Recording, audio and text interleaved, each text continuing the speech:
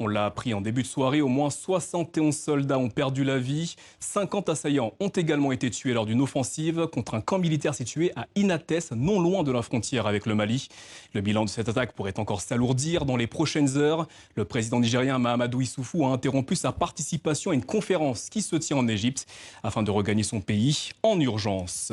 Tentons d'analyser ce qui vient de se passer avec Sédik Abba, journaliste et écrivain de plusieurs ouvrages sur le Niger.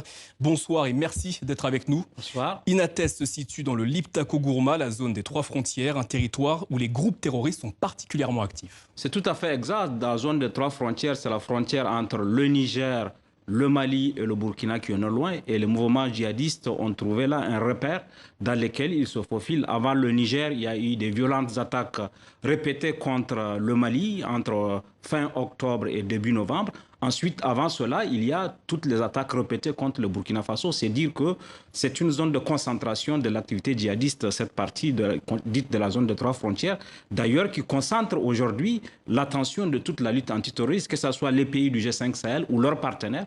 Tous sont préoccupés par la situation dans cette zone de trois frontières. Alors, quels sont les groupes présents dans cette zone?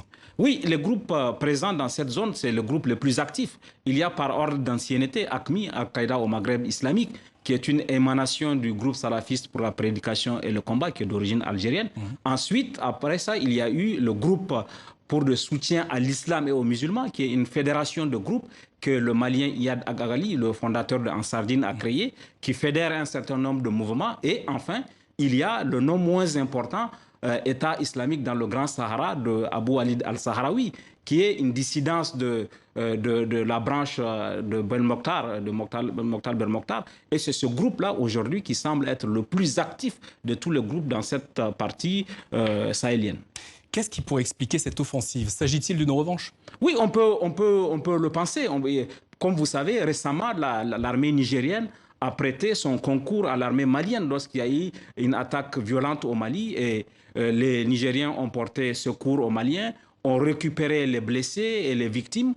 Il y a donc de la part du groupe de l'État islamique au Grand Sahara qui semble être à l'origine de cette attaque un souci de vengeance. Et puis il y a aussi le calcul que que l'État islamique au Grand Sahara fait, puisque sous la pression de ce groupe-là, l'armée malienne a changé de stratégie et on ne peut pas exclure qu'il y ait une volonté d'amener aussi l'armée nigérienne à changer de stratégie, à annuler tous les postes avancés pour se replier. Sédik Abba, ce qui vient de se passer au Niger, est-ce que ça aura des conséquences sur le sommet de Pau qui se tient la semaine prochaine en France? On ne peut pas l'évacuer parce qu'un des points du sommet de Pau, c'est justement comment gérer la question au niveau des trois frontières et la possibilité que cet événement accélère le déploiement, parce que comme vous savez, depuis le 12 novembre, la France a demandé au Tchad d'apporter du renfort au niveau de cette zone de trois frontières. Il est à espérer, et je pense que c'est un scénario tout à fait plausible, qu'il y ait une accélération du déploiement au niveau de la zone de trois frontières, et ça doit être confirmé, ça doit être acté par le sommet de Pau qui se tiendra le 16 décembre. Sédik Abba, journaliste et spécialiste des questions africaines, auteur de plusieurs livres sur le Niger. Merci pour cet éclairage.